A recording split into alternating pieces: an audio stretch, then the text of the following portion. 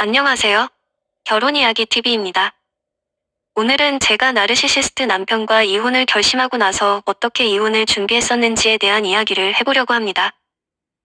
저는 나르시시스트 남편으로부터 평소 폭언과 부당한 대우를 받고 있다고 느끼고 있었고, 커가는 아이들에게도 정서적 학대를 하고 있는데도 불구하고 본인은 그런 사실조차 인지하지 못하고 있다는 것을 뼈저리게 깨닫고 난 후 이혼을 하려고 마음을 먹었습니다. 저도 처음에는 남편과 아이들과 알콩달콩 잘 살아보려고 결혼했지만 생각보다 결혼 생활은 고난의 연속이었고, 무엇보다 아이들이 아빠와 함께 있을 때 눈치 보며 어린 나이임에도 아빠의 눈밖에 나지 않으려고 애를 쓰는 모습과 정서 불안으로 인한 여러 가지 문제 행동들이 나타나기 시작하면서 저는 과연 이런 아빠를 아빠라는 이유로 계속 살아야 하는지에 대해 끊임없이 질문을 하기 시작했습니다. 그래서 오랜 시간 동안 고민한 끝에 내린 결론은 아이에 대한 배려와 존중이 없는 오로지 자신밖에 모르는 이기적인 아빠는 아이에게도 더 악영향만 끼칠 뿐이다라는 결론을 내리게 되었습니다.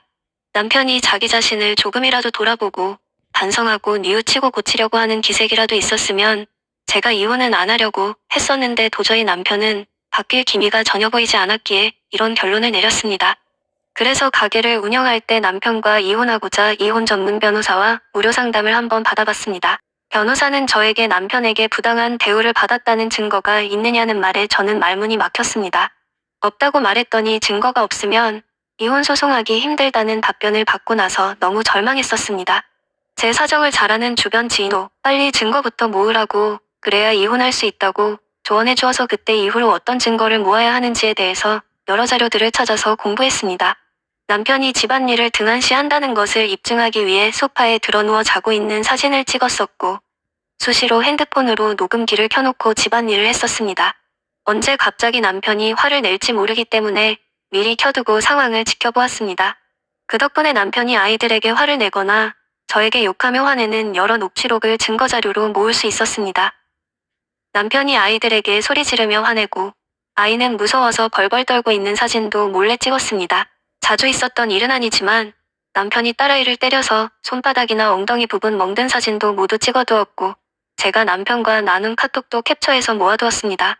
카톡 내용은 제발 아이들에게 화내지 말고 좋게 말해달라고 부탁했고, 남편은 그 부분에 대해서 인정하지 않고 자기 말만 하는 내용을 캡처해두었습니다. 증거를 모으실 때 주의할 점이 한 가지 있는데요. 나와 대상자가 함께 있는 상황에서 녹음해야만 법적으로 문제가 없습니다. 내가 없는 상황에서 상대방 동의도 없이 녹음을 하면 그것은 불법적인 증거자료가 됩니다. 그렇기 때문에 이 점을 유의하시고 녹음하시길 바랍니다. 저는 2년 정도 증거를 조용히 수집하면서 남편과 어느 정도 맞춰지면 계속 살고 시간이 지나도 똑같다면 소송이라도 해서 헤어져야 하겠다고 마음먹고 있었습니다. 그러던 중에 제가 남편이 딸아이에게 정서적 학대를 하고 있다고 경찰에 신고를 했었고, 경찰이 다녀간 뒤 남편의 기고만장한 태도를 보고 그 다음날 바로 네이버에 내가 살고 있는 지역 변호사를 검색해서 상담 예약을 하고 바로 가서 상담했습니다. 많은 사람들이 이혼할 때 변호사를 잘 골라야 한다고 말씀을 하시는데, 저는 그때 변호사에 대한 정보가 전혀 없었기 때문에 인터넷 검색과 블로그 후기 이력 등을 참고하여 변호사를 골랐습니다. 이혼을 생각 중이시라면 미리 나를 위해 열심히 일해줄 능력 있는 변호사를 알아두시는 것도 좋은 방법이라고 저는 생각합니다.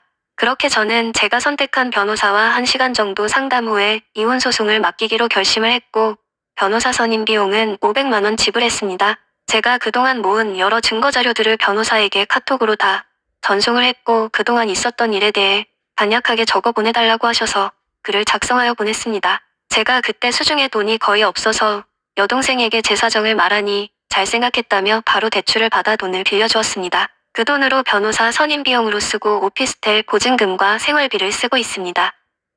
소송을 하고 나서 저는 제일 걱정스러운 부분이 경제적인 부분이었습니다.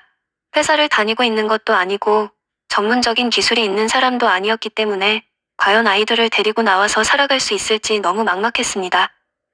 남편과 이혼하고 사는 것에 대해서는 제 마음이 너무나 확고했기 때문에 문제될 것이 없었지만 금전적인 부분에서만큼은 제가 자신이 없는 겁니다.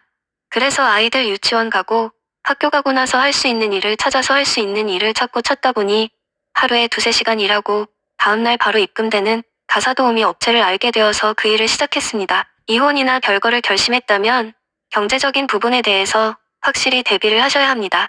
여유 자금도 없이 무작정 나왔다가 돈 떨어져서 다시 집으로 돌아가야 하는 일이 생길지도 모릅니다. 따로 나와 살 수 있는 집을 얻을 수 있는 정도의 돈과 최소 2, 3년 정도는 생활할 수 있을 정도의 여유 자금을 충분히 보유하고 계시는 것을 추천드리며, 일이 없으신 분들은 단시간 동안이라도 경제활동을 통해 고정 수입을 받을 수 있도록 노력하셔야 합니다. 이혼을 준비 중이시면 6개월 이상 증거 자료를 충분히 모아두시고 미리 좋은 변호사를 확보해 두시는 것이 좋습니다. 이왕이면 이혼 전문 변호사이면서 경험이 많고 승률이 높은 변호사가 유리할 것입니다. 잘하는 변호사라 할지라도 알아서 잘해주겠거니 하며 무조건 믿고 맡기지 마시고 함께 서류를 꼼꼼히 검토해보면서 진행하시면 더 좋을 것 같습니다. 저는 현재 나르시시스트 남편의 거진 눈물 연기에 속아 바보같이 소송 취하해줬습니다. 내년 봄쯤 협의 이혼을 하자고 남편이 계속 미루고 있는 상황입니다. 그때 과연 원만히 이혼이 될지 모르겠습니다. 손해보는 것을 너무 싫어하고 자신의 이미지가 너무도 중요한 사람이 과연 순순히 이혼을 해줄지 저는 걱정이 참 많습니다. 눈앞에 멀고도 험난한 길이 펼쳐진 듯 저는 두렵고 걱정도 많이 되지만 끝까지 밀고 나가보도록 하겠습니다. 이상으로 제가 이혼을 결심한 후 했었던 과정에 대한 이야기를 마치도록 하겠습니다. 시청해주셔서 감사합니다.